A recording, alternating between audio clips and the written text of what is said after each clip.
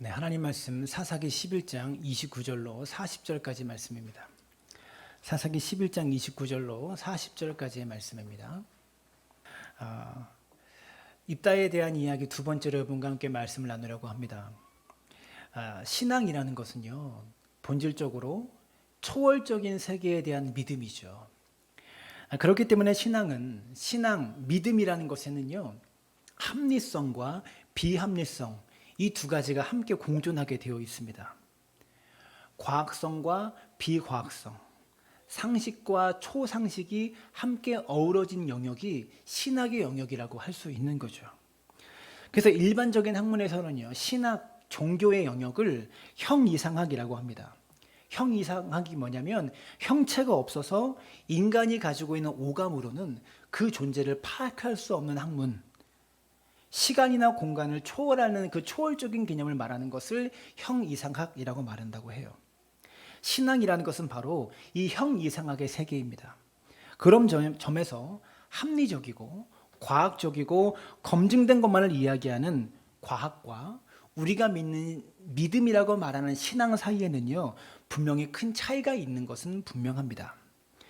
그러나 신앙이라고 할지라도 합리적인 근거가 전혀 없는 그런 것을 맹목적으로 믿을 때, 합리적이고 논리적이고 과학적인 근거가 전혀 없는 것을 그냥 맹목적으로 믿을 때 우리는 뭐라고 부릅니까? 맹신이라고 부릅니다.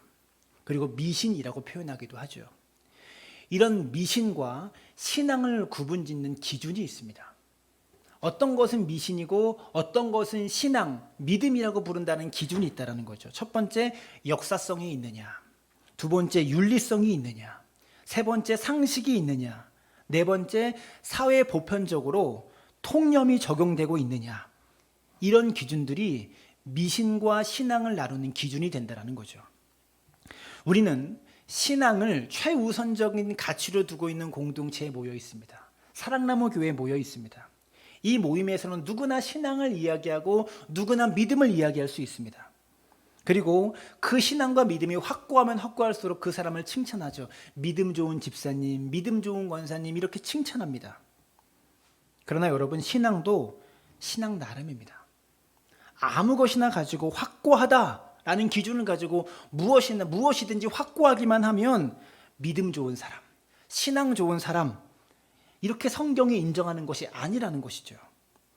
맹신, 광신이라고 일컬어지는 이러한 것들은 우리가 존중할 수 없는 것이죠.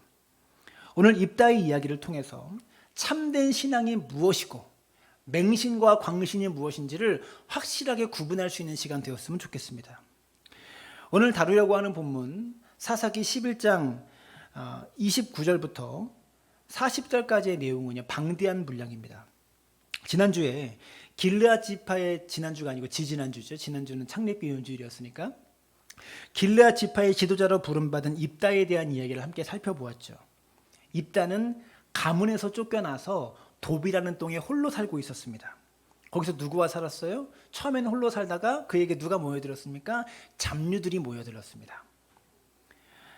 그렇기 때문에 입다는 그 잡류들과 함께 싸움이나 하는 무식한 사람처럼 무식하게 인생을 사는 것처럼 보였지만 결코 무식한 사람이 아니었어요. 길르앗의 지도자들이 찾아와서 우리 전쟁의 장수가 되어달라고 부탁할 정도로 싸움엔 능했지만 그래도 바르게 살려고 노력했던 사람이었던 것 같아요. 군사적인 능력은 이미 검증된 인물이었습니다. 근데 오늘 살펴본 입다는요, 군사적인 능력과 동시에 이스라엘의 역사에 대한 높은 통찰력을 가지고 있는 사람이다라는 거예요. 이스라엘 지도자로 부름받은 입다가 지도자로 부름받고 나서 제일 먼저 한 일은 이스라엘 땅을 침략해온 암몬 왕과 협상을 시도합니다. 무턱대고 전쟁을 시작한 것이 아니라 외교 사절단을 파견해서 암몬 왕과 협상을 시작했다는 거죠. 18년간 암몬은 이스라엘 족속을 억압하고 핍박했습니다. 괴롭혔습니다. 그리고 이스라엘 민족은 식민지로서 18년 동안 암몬 자손에게 어떠한 저항도 하지 못하고 피폐하게 삶을 살고 있었습니다. 암몬은 이렇게 약해질 대로 약해져 버린 이스라엘을 공격해서 아예 땅을 빼앗아 버리겠다라고 마음을 먹고 전쟁을 일으킨 겁니다. 그런 암몬에게 입다가 묻습니다. 도대체 너희들이 왜 갑자기 우리나라에 쳐들어왔느냐? 그렇게 괴롭히고 괴롭히더니 왜 갑자기 이 나라에 쳐들어왔느냐? 그때 암몬 왕은 뭐라고 말하냐면 300년 전에 너희들이 애굽에서 나와서 가나안 땅으로 들어올 때 지금 너희가 살고 있는 땅이 원래 우리 땅이었어. 너희 이스라엘이 우리 땅을 불법으로 점령한 거야. 그래서 원래 우리 땅을 되찾고 싶은 거야. 우리는 그거밖에 없어. 이렇게 말을 합니다. 12절부터 28절까지가 입다와 암몬 왕 사이에 이어지는 협상의 변론에 대한 이야기인데요. 입다는 암몬 왕에게 4가지의 근거를 대고 이 땅은 처음부터 우리 땅이었다 라고 주장합니다. 첫 번째로 역사적 관점에서 이야기하는 거예요. 이스라엘 백성이 출애굽을 해서 가나안 땅까지 가려면 여러분, 애굽은 여기고 가나안은 여기입니다. 그럼 중간에 통과를 해야 되잖아요. 남의 나라 땅을. 200만 명의 사람들이 다른 나라, 다른 민족이 정착해 있는 그 땅을 지나가야만 하는 거예요. 가나안 땅까지. 그런데 에돔 족속의 땅과 모압 족속의 땅을 이스라엘 백성이 지나가서 가나안 땅에 들어가려고 할 때 하나님께서 너희들은 싸우지 말고 그 땅을 빼앗지 말고 그냥 지나가기만 하여라라고 말씀하셨습니다. 가나안 땅으로 갈 때 에돔과 모압 족속의 땅을 지나가야 되는데 거기서 전쟁하지 말고 에돔과 모압 족속의 것을 빼앗지 말고 싸우지도 말고 그냥 지나가기만 하라고 하나님 말씀하셨다고요. 그래서 모세는 에돔과 모압을 찾아가서 이렇게 이야기합니다. 우리는 통과만 하겠다. 전쟁하고 싸울 마음이 전혀 없다. 너희 땅을 지나다가 물이 필요하면, 먹을 물이 필요하면 물세를 낼 것이고 이 땅을 통과하는데 돈이 들고 비용이 된다면 그 통행세를 우리가 내겠다. 통과만 할 수 있게 해달라. 그랬더니 에돔과 모압이 자기 땅을 통과하는 것을 허락해 주지를 않습니다. 그래서 이스라엘은 어쩔 수 없이 다른 땅으로 직선으로 통과하지 못하고 다른 땅으로 돌아서 가나안 땅을 향해 갈 수밖에 없었죠. 그래서 차선책으로 선택한 땅이 아모리 족속의 땅이었습니다. 그래서 이번에는 모세가 아모리 족속에게 찾아가서 말합니다. 우리가 통과하기만 하겠다. 전쟁할 마음도 전혀 없고 싸울 마음도 없다. 물이 필요하면 물세를 낼 것이고 통행세가 필요하면 통행료를 내겠다. 통과만 할 수 있게 해달라 또 얘기했더니 아모리 족속에 허락하지 않는 거예요. 근데 아모리 족속은요, 허락만 하지 않는 게 아니라 군사를 끌고 와서 이스라엘을 공격하기 시작한 겁니다. 그래서 이스라엘 백성들은 어쩔 수 없이 방어적인 차원에서 전쟁을 시작합니다. 근데 놀랍게도 아모리 족속의 공격을 방어하려고 싸웠던 이스라엘 족속이, 여러분 방금 출애굽을 했잖아요. 무슨 전쟁 무기가 있었겠어요. 제가 늘 말하지만 삽이나 홈이나 낫을 들고 나가서 싸웠는데 전쟁에서 이긴 거예요. 그래서 아모리 족속의 땅이 그때부터 이스라엘 땅이 돼버린 거죠. 암몬 왕은 이 땅은 300년 전에 우리 땅이었다. 우리는 이 땅을 다시 찾으러 온 거야. 이렇게 말합니다. 근데 입다는 역사적인 증거를 들어서 이야기하고 있어요. 이 땅은 암몬 족속의 땅하고 상관없어. 아모리 족속의 땅이었어. 그러니까 허튼 소리 하지 말고 돌아가. 니들 땅 아니었어 원래부터. 이렇게 입다가 이야기하는 겁니다. 그 입다는 두 번째로 종교적인 관점에서 변론합니다. 여러분, 종교와 정치가 결부되어 있었던 이 시대에는요, 사람들의 생각이 내가 거주하고 있는 이 땅은 내가 믿는 신이 허락한 땅이라고 사람들은 믿었어요. 이해가 되시죠? 그래서 입다는 이야기합니다. 너희의 신이 너희에게 준 땅에서 지금 너희가 살고 있는 것이고 우리는 우리의 신이 우리에게 허락한 땅에서 살고 있는 거야. 너희가 지금 이 전쟁을 시작하면 너희의 신과 우리 신의 전쟁이 되는 거야. 그러니 너희는 너희의 신이 준 땅에서만 살고 우리 신이 준 땅은 넘보지 않았으면 좋겠다. 이렇게 이야기합니다.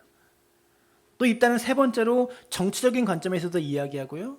마지막 네 번째로 또 역사적인 관점에 대해서 또 한 번 이야기를 해요. 그 네 가지 근거를 들어서 입다는 암몬 족속의 침략은 아무런 근거가 없는 일이라는 것을 12절부터 28절까지 조목조목 역사적 사실에 근거해서 설명하고 있다는 거죠. 그런데 이렇게 주장하는 입다의 주장을 암몬 왕이 받아들이지를 않습니다. 28절이에요. 암몬 자손의 왕이 입다가 사람을 보내어 말한 것을 듣지 아니하였더라. 암몬 왕은요, 이 전쟁을 명분을 가지고 시작한 게 아닙니다. 이 땅을 빼앗겠다는 생각밖에 없었던 것이죠. 이제는 협상이 결렬되었습니다. 전쟁을 할 수밖에 없는 상황이 되었어요. 바로 그때 하나님의 영이 입다에게 임합니다. 29절인데요. 이에 여호와의 영이 입다에게 임하시니. 그런데 여러분, 우리가 여기서 알아야 될 것이 있습니다. 사사기 안에서 성령의 임함, 하나님의 영이 임하는 이 성령의 임함이 상징하는 것이 무엇이냐면 하나님께서 이제 이스라엘 백성들을 구원하시겠다는 거예요. 이방 나라에 압제를 당하고 있는 이 민족을 사사를 통해서 구원하시겠다. 이것이 사사기에서 여호와의 영이 임한 본질입니다.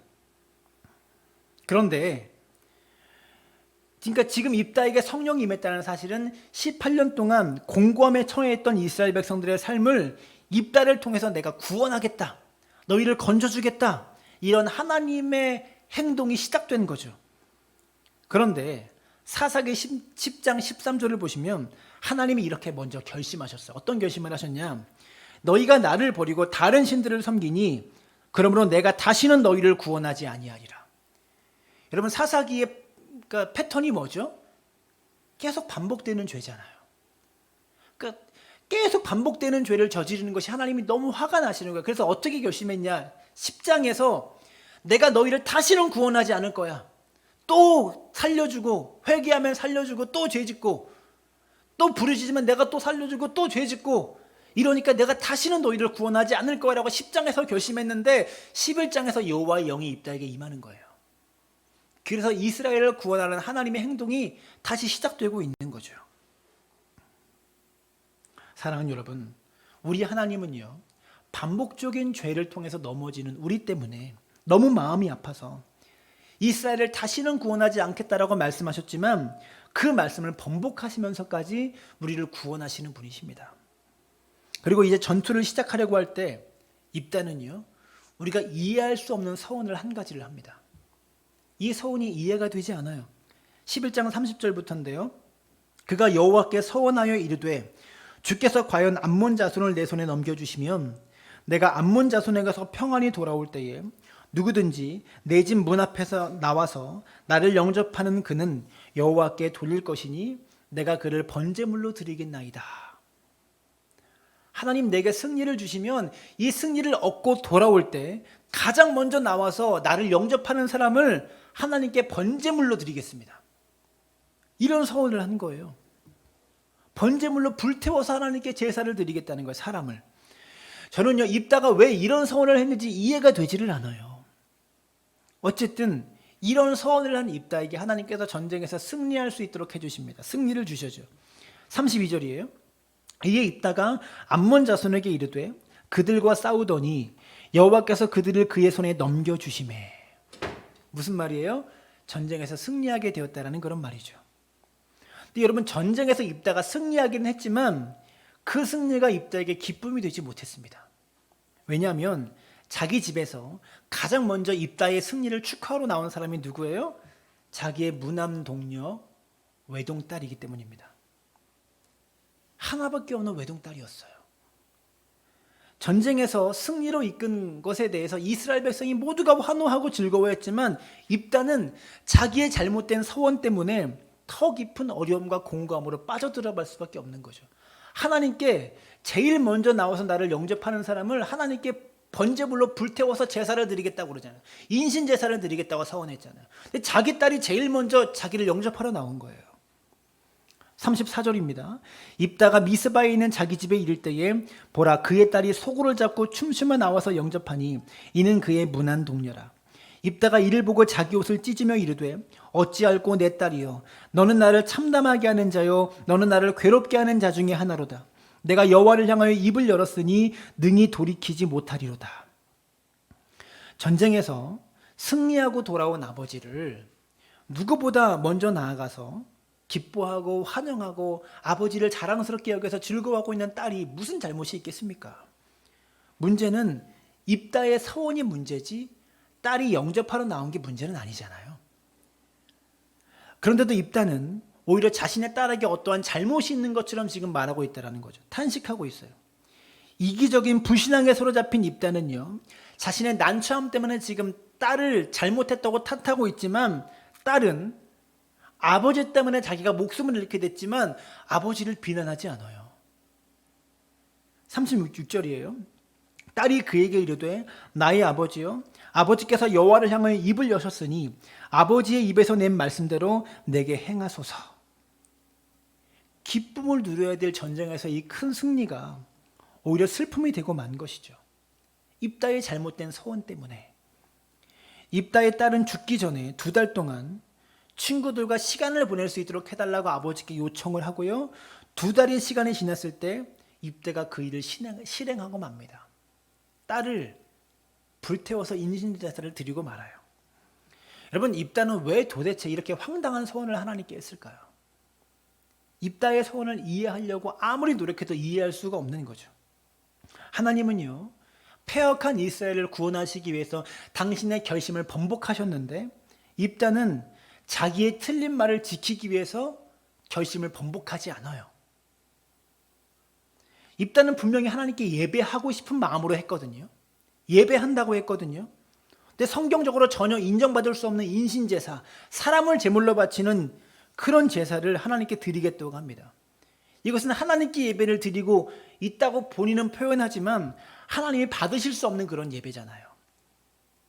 하나님께 영광을 돌리겠다고 사람 제물을 드려서 자신의 믿음을 증명하려고 하는 거예요. 여러분, 입다는 왜 인신제사를 드리겠다고 서원했을까? 입다가 쫓겨나서 살아가던 지역이 돕이라는 땅이었습니다. 그 돕 땅은 그모스 신을 숭배하던 암몬 자손들과 인접한 땅이었어요. 아무래도 문화적으로 그모스 신의 영향을 많이 받았겠죠. 암몬 족속에 섬겼던 그모스 신은 자신의 자녀를 자신의 그모스 신에게 제물로 바침으로써 신에 대한 간절함을 표현하는 것이 그들이 가지고 있는 신앙의 문화였습니다. 이런 입다의 모습을 통해서 깨닫게 되는 게 무엇입니까? 아무리 예수를 믿고 아무리 성령을 받아도 어려서부터 문화적으로 보고 듣고 배우며 자라온 것에서 우리가 완전히 자유로울 수 없다라는 거예요. 여러분, 그거 아십니까? 예수님 믿으면서 교회에서 기도하는 성도님들을 보면요, 가만히 들여다보면 굉장히 미신적이고요, 무속적이고요, 때로는 기도의 모습에 무당적인 모습도 보인다는 거 아세요? 어떤 분은 기도하는데 그냥 2손 들고 기도하면 되는데 손을 떨면서 기도합니다. 왜 그렇게 기도할까요? 기도하는데 왜 손을 떨죠? 어디서 많이 본 장면 아니에요? 손 떠는 거? 무당들이 신내림 받을 때 많이 떨지 않습니까, 여러분? 어떤 분은 기도하면서 방석에서 무릎 꿇고 무릎으로 막 뛰면서 기도하시는 분이 있어요. 그런 분들 못 보셨습니까? 뭐 그런 게 틀렸다는 게 아니라 무릎 꿇고 뛰어요. 막 이렇게 몸을 막 뛰는 거 어디서 많이 보지 않았습니까? 한국의 미신적인 문화 아니에요? 어떤 분은 기도 응답 받으려면 어떤 자리에 가야 되고 무슨 산에 가야 되고 뭐 칠보산, 뭐 삼각산 이런 산에 가서 기도해야 된다. 그래야 응답 받는다고 말합니다. 성경에 그런 얘기들이 어디 있습니까? 어디서 나온 이야기들입니까? 이건 성경에서 나온 게 아니고요. 어렸을 때부터 우리가 보고 듣고 배우며 자라온 무속적인 환경들이 자기도 모르게 자기의 신앙 안에 영향을 미치고 있다는 거예요.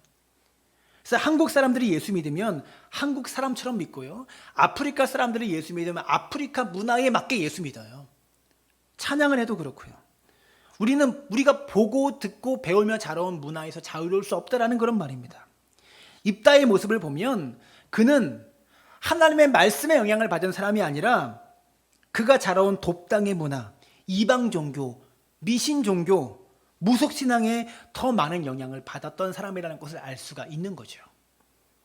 그가 비록 이스라엘을 구원했다고 할지라도, 그가 비록 큰 용사로 불림받았다고 할지라도, 그가 비록 성령을 받은 사람이라고 할지라도 입다는 성경 말씀이 아니라 자기가 살아왔던 문화, 그모스 신을 섬겼던 그 문화에 더 큰 영향을 받은 사람이라고 말할 수 있다는 겁니다. 오늘 이 자리에서 예배하고 있는 저와 여러분은요, 한국 교회의 문화는 정말 하나님 말씀의 영향을 많이 받은 문화일까요? 아니면 한국 오랜 전통으로부터 내려온 한국적인 문화, 토속신앙 그런 것들을 많이 닮아 있는 모습일까요? 입다를 한 인간의 차원에서 이해해 보겠습니다. 입다라는 사람을 우리가 지지난주에 말씀을 나누는데 한번 생각해 보면 어렸을 때부터 제대로 된 사랑을 받지 못하고 태어났습니다. 거리의 여인이었던 기생 출신의 어머니 곁에서 태어났고요. 그래서 아버지 집에 들어갔는데 아버지로부터 인정을 받지 못하고 형들에 의해서 버림받게 됩니다. 아버지 집에서 쫓겨났죠. 주변 사람들이 입다를 손가락질하지 않았을까요? 버려진 자식, 어머니는 어떤 여자, 이런 말로 수군거렸을 겁니다.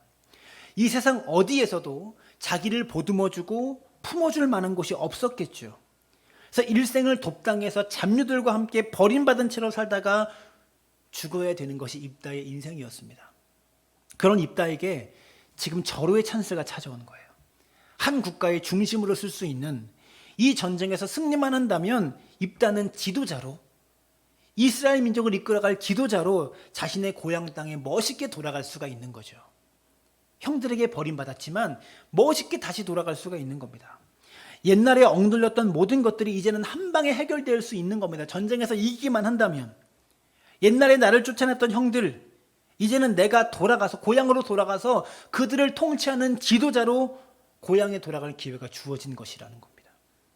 지나온 인생의 모든 아픔들을 다 역전하고도 남을 만한 영광스러운 인생 역전의 찬스가 지금 입다 앞에 놓여져 있는 거 아니겠어요? 여러분, 여러분이 입다라면 이 전쟁에서 이기고 싶겠습니까? 지고 싶겠습니까? 이기고 싶었겠죠. 무슨 일이 있더라도 이기고 싶었겠죠. 여러분, 입다의 이 잘못된 서원은 승리에 대한 집착 때문이었습니다. 이번 전쟁으로 꼭 인생 역정을 이루어야 한다는 강한 집착 때문에 잘못된 서원을 하게 됐다는 겁니다. 입다의 마음에는 하나님의 성령의 인도하심보다도 무슨 일이 있어도 이 전쟁에서 승리해야만 한다, 이겨야만 한다라는 갈망이 더 강력하게 지배하고 있었던 것이죠. 본문에서 입다를 묵상해 보면요, 아까 입다에게 성령이 임했잖아요. 성령이 임했다는 사실 하나만으로 입다가 만족하지 못합니다. 성령이 자기에게 기름 부음 받아서 임했는데 그것만으로 입다가 안심하지 못해요. 입다가 이스라엘 민족의 역사 300년의 역사를 꿰뚫고 있는 사람이었잖아요. 아까 암몬왕 앞에 가서 변론했듯이 그러면 지나온 사사들의 일들도 꿰뚫고 있을 거 아닙니까? 바로 압대 사사가 어떻게 활약했고 어떤 문화적인 환경 속에서 어떻게 전쟁에서 승리했는지, 어떠한 사람이었는지 입다가 다 알고 있을 거 아닙니까? 하나님의 성령이 함께할 때 언제나 사사들의 성령의 임함을 통해서 구원의 역사가 일어났다는 것을 입다가 알고 믿었다면, 하나님의 성령의 그에게 임했을 때 이거야말로 승리에 대한 보장이다, 승리에 대한 확신이다, 이것을 알았어야 마땅했다라는 거죠. 근데 그는 믿지 못했습니다. 입다의 이 서원은요, 하나님에 대한 믿음의 표현이 아니라 불신앙의 표현입니다. 왜요? 성령에 임하는 것만으로 불충분하다가 느낀 거예요. 그러니까 자기 딸을 바쳐서면서까지 더 간절하게 승리를 집착했다라는 거죠. 자녀들을 양육하다 보면 한 성깔 하는 애들이 있지 않습니까? 아이의 성장 과정의 모습에서는요, 아이들이 자기 뜻대로 되지 않으면 길바닥에 들어눕죠. 울고불고 난리가 나죠. 그래서 그런 상황에서 부모는 난처하게 그래 들어줄게 하고 아이를 어떻게 달래서 따라갑니다. 성숙하지 못한 아이가 자라나는 과정 속에서 보이는 모습이겠지만, 무엇이든지 내 뜻대로 되어야만 직성이 풀리는 인간의 죄성이 아이에게도 있는 거예요. 그런데 이런 아이들이 조금 더 성장하고 자라면 어떠한 모습으로 때를 부리는 줄 아세요? 체면이 있어서 길바닥에 차마 들어눕지는 못하고요, 어떻게 행동하냐면 엄마 아빠에게 이거 안 해주면 나 죽어버릴 거야, 이거 안 해주면 집 나가버릴 거야, 이러한 모습으로 저항하죠. 내가 원하는 것을 꼭 이루고 말겠다는 강력한 의지의 표현 아니겠습니까? 바로 이 모습이 입다에게 보이는 겁니다. 누구를 향해서요? 하나님을 향해서. 꼭 이겨야만 해요. 이거 지게 되면 저 가만 안 있을 겁니다. 이런 식인 거죠. 무슨 수를 써서라도 이기고 싶습니다. 이 전쟁에서 이기기만 한다면 누구를 제물로 바쳐서라도 나는 이 전쟁에서 꼭 승리하고 싶습니다. 여러분, 2주 전에 함께 나눈 입다의 이야기에서 입다를 찾아온 길르앗 장로들에서 함께 살펴보았죠. 입다는 길르앗 장로들과 협상했습니다. 그리고 그 협상에서 이겼습니다. 처음에는 전쟁을 이끌어가는 지도자가 되어달라고 길르앗 장로들이 부탁했지만 그럴 수 없다. 그러더니 나중에는 이스라엘 전체를 이끌어가는 지도자가 되어달라라고 부탁하니까 전쟁에 나섰잖아요. 오늘 본문에서 입다는 암몬왕과 협상을 합니다. 비록 전쟁을 피할 수는 없었지만 이 협상에서 논리적으로다가 입다가 압승했어요. 암몬왕을. 그런 있다가 이제는 하나님과 협상을 시작하는 거예요. 그리고 하나님 앞에서도 협상의 주도권을 쥐려고 합니다. 하나님, 내 의지가 이렇게 강합니다. 나는 이렇게라도 승리를 위해서 이렇게라도 할 겁니다. 입다는요, 자기의 뜻에 하나님이 따라와 주기를 지금 바라고 있는 거죠. 여러분, 우리가 하나님 앞에 드릴 수 있는 것이 무엇이기에, 아무리 귀하고 아무리 큰 것을 드려봤자 우리가 하나님 앞에 드리고 보일 수 있는 것이 무엇이기에 우리가 하나님을 움직일 수 있겠다는 겁니까? 여러분, 우리가 하나님을 협상의 대상으로 삼는다는 것 자체가 하나님과 나를 동등한 위치에 놓는다는 거 아닙니까? 그런 기도하잖아요. 하나님, 이거 해주시면 내가 이렇게 하겠습니다. 이거 해주시면 내가 헌신하겠습니다. 이 응답 해주시면 내가 하나님을 위해서 일생을 바치겠습니다. 그렇게 하나님과 협상하는 것 자체가 하나님과 나를 동등한 위치에 놓고 있다는 거예요. 내가 사람을 바쳐서라도 이 전쟁에서 이기기 원합니다. 내게 승리를 주셔야만 합니다. 여러분, 얼마 되지 않은 돈 가지고 여러분 앞에 딱 가지고 오면서 너가 이렇게만 해주면 내가 이 돈 줄게 라고 뇌물을 여러분에게 누군가가 준다면 여러분, 기분 나쁘지 않겠습니까? 그 돈에 인격을 팔고 그 돈 때문에 뭔가를 들어주는, 기분 나쁘지 않겠습니까? 얼마 되지도 않는 돈에 내 자존심, 내 인격, 내 정직을 팔라고 할 때 기분 나쁘잖아요. 입다는 지금 하나님을 그런 식으로 매도하고 있는 거예요. 승리케 해주시면 사람 재물을 바쳐서라도 내가 하나님께 드리겠습니다. 저는요, 오늘 입다의 이야기를 통해서 4가지 결론을 내리고 싶습니다. 첫 번째, 신앙은 성경적이어야만 합니다. 올바른 신앙이 어떤 신앙이냐? 성경적인 신앙이라는 것을 여러분들이 알아야 합니다. 하나님이 어떠한 분인지, 무엇을 싫어하고 무엇을 좋아하시는지, 이건 내 판단을 따라갈 게 아니라 성경이 기록한 기준을 따라가야 합니다. 우리의 생각이 기준이 아니죠. 내 생각에는 하나님이 이것을 좋아하실 것 같아, 이렇게만 하나님이 기뻐하실 것 같아, 이것이 아니라는 겁니다. 그것이 맞는지 틀린지를 검증하기 위해서는요, 성경에서 정말로 그렇게 말씀하신지를 살펴봐야 되는 거예요. 호세아 6장 3절은 이렇게 말합니다. 그러므로 우리가 여호와를 알자, 힘써 여호와를 알자. 그의 나타나심은 새벽빛같이 어김없나니. 왜 갑자기 새벽빛이 나올까요? 하나님의 계획과 하나님의 성품, 하나님의 뜻은 그분의 뜻 안에서 일정하게 움직입니다. 캄캄한 밤에 하나님 빛을 주시옵소서. 밤 12시라도 하나님은 빛을 주실 수 있는 분 아닙니까? 캄캄한 밤에 하나님 빛을 주시옵소서 이렇게 기도할 게 아니라 하나님의 때에 새벽이 올 것이라고, 하나님의 때가 되면 빛이 올 것이라고, 하나님의 주권에 모든 것을 맡기고 오늘을 인내할 수 있어야 하는데, 오히려 우리는 내 삶에다가 하나님의 뜻을 끌어다가 맞춥니다. 하나님은 새벽 빛을 주셔야만 합니다.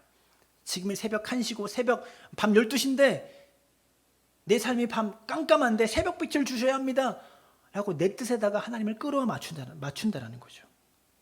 그렇게 기도하면서 내게 맞춰주지 않는 하나님에 대하여 마음 상하고 하나님을 미워하고 싫어하죠.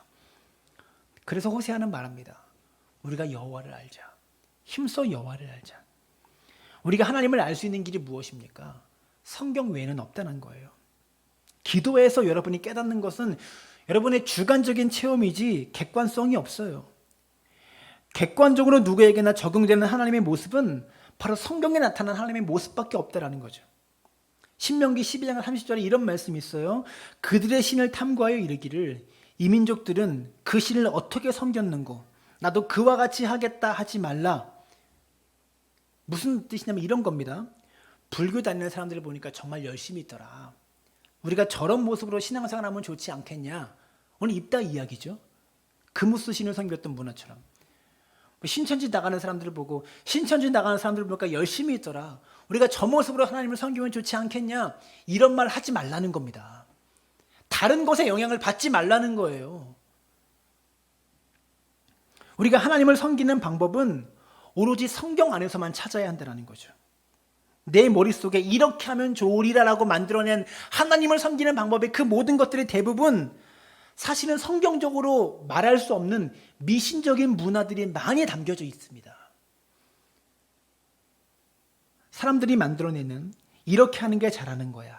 저렇게 하는 게 잘하는 거야. 이래야 복받아. 라고 말하는 수많은 이야기들이 너무나 많은데 오히려 성경보다 그런 이야기들이 교회를 더 많이 지배하고 있는 상황. 오늘날 교회의 상황이 아닌가 돌아보게 됩니다.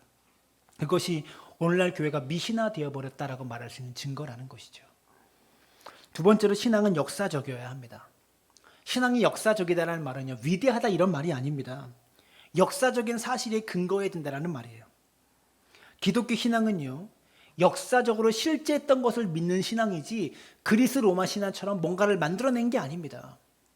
사람들은 성경을 그리스 로마 신화 신화적인 이야기로 생각하는 경향이 있어요. 그러나 그런 신화들은 역사적으로 검증된 게 없는 거예요. 그러나 예수님에 대한 이야기는요, 역사적으로 실제했던 사건입니다. 성경에 나타난 예수님의 모든 행적들은요, 역사상 실제했던 일들이라는 거죠. 그리고 이게 우리의 신앙의 근거라는 겁니다. 하나님은 인간이 만들어낸 신이 아니에요. 우리가 만들어낸 신이 아니라 인간의 삶 속에 함께 하셨던 하나님에 대한 역사의 기록, 그것이 성경이라는 겁니다. 그러면 그런 면에서 우리가 믿음에 대해서 착각하는 것이 있죠. 우리가 믿음에 대해서 이런 착각을 합니다. 보이지 않는 미래에 대한 뭔가 꿈이 있고 열망을 가지고 있는데 이거 반드시 될 거야. 이거 반드시 이루어질 거야. 라고 말하는 그 확신이 믿음이라고 생각해요. 근데 여러분 그거 믿음 아니에요. 그게 믿음이 아니에요. 지난 역사 속에 실제했던 이야기들, 예수님께서 무리를 걸으셨다는 역사적인 사실에 대한 확신, 죽은 자를 살리셨다는 역사적인 사실에 대한 확신, 죽음에서 예수님이 부활하셨다는 역사적인 사실에 대한 확신, 이게 믿음인 거예요. 그게 진짜 믿음이지. 미신적으로 오늘 내 병이 나을 것인지 안 나을 것인지, 이 일이 잘 풀릴 것인지 안 풀릴 것인지, 이러한 게 신앙의 본질이 아니라는 겁니다. 이것을 하나님 확실히 나올 줄 믿습니다 라고 말하는 게 믿음이 아니라 성경에 나온 아브라함 이야기가 진짜다라고 믿는 믿음, 죽음에서 부활하신 예수 그리스도가 진짜다, 역사적 사실이라고 믿는 믿음, 그게 믿음이라는 겁니다. 성경 자체를 가르치기보다 종교 문화 안에 더 익숙한 사람, 교회에 더 많이 기여하는 사람을 만들기 위해서 이러면 복 받는다, 저러면 복 받는다라고 만들어낸 미신적인 가르침이 교회를 더 많이 지배하고 있다는 사실입니다. 성경 역사 속에 나오는 실제적인 이야기도 못 믿으면서 뭘 믿는다는 거예요. 그게 미신이에요. 그게 입다예요. 성경도 믿지 못하면서 하나님이 복 주셔서 내 미래가 잘 될 것이다. 여러분 이것을 믿는 건 미신과 똑같다라는 거죠. 교회를 수십 년 다녔지만 성경 속에 일어난 실제적인 사건도 못 믿으면서 교회에 헌금도 하고 예배도 하고 봉사도 하면서 그렇게 신앙생활을 살아온 사람이 있다면 그건 예수를 믿는 게 아니라 사실은 미신을 믿고 있다는 겁니다. 우리가 교회를 다녀야 하는 이유가 뭔지, 예수를 믿어야 되는 이유가 뭔지 성경이 말하고 있는 바를 알아야 합니다. 그래서 설교자인 저는 참 많이 두렵습니다.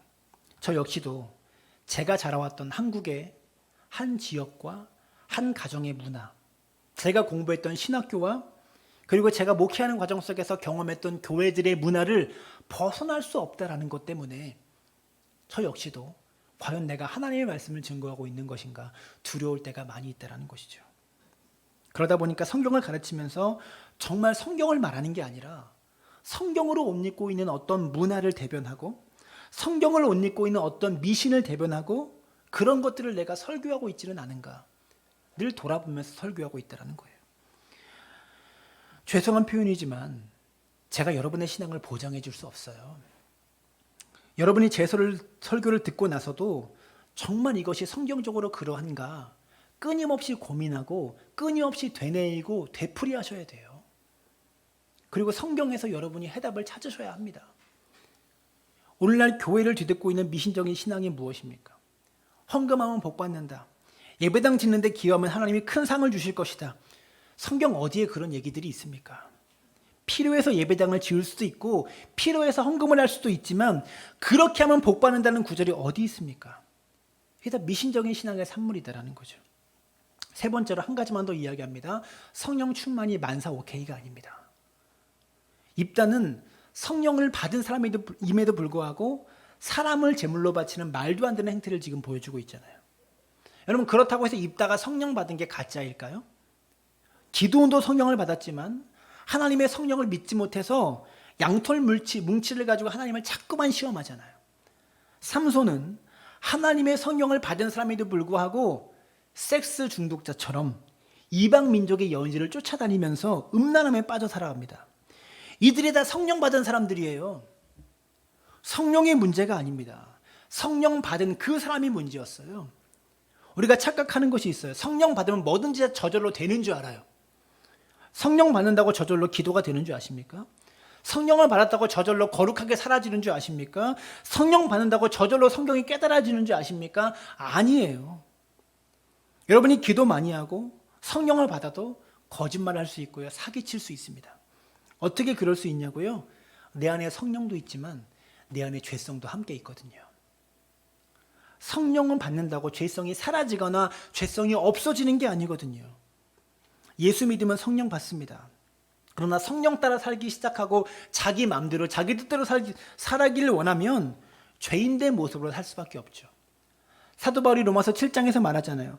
성령의 소욕이 내 안에 있지만 여전히 육신의 소욕도 내 안에 있다. 이 두 가지가 날마다 내 속에서 싸워서 나를 힘들게 한다 라고 바울이 말하잖아요. 성령 충만 받았던, 성령 세례 받았던 목회자를 한번 보세요. 굳이 성경 이야기하지 않아도 지금 한국교회 지도자들 한번 보면 성령 받아서 성도들을 병을 낫게 하고, 그 목사님이 안수만 하면 어금니가 금리벌로 바뀌고 벙어리가 말을 하고 맹인이 눈 떠지고, 이런 기적을 일으키는 분들임에도 불구하고 그 놀라운 기적을 일으키는 동안에 한쪽으로는 교회 재정을 횡령하기도 하고요, 한쪽으로는 사기를 치기도 하고, 죄송한 얘기지만 바람을 피우지도 않습니까? 우리는 이해할 수 없습니다. 하나님이 왜 그런 사람들에게 성령을 주시는 걸까 알 수 없습니다.